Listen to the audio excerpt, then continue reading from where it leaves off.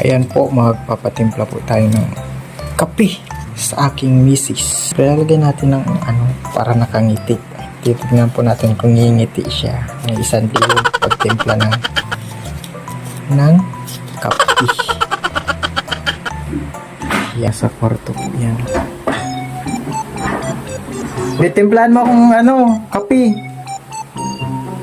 Go. Dali na. Nauna duman sa mesa. Nauna sa mesa. Wait lang nga eh. Nag-i-edit pa nga ako eh. Bilisan mo. May 1,000. Sa akin na yun. Ano yun? For you, ikaw sa Kidzona. Yay! Tino Wow! Money!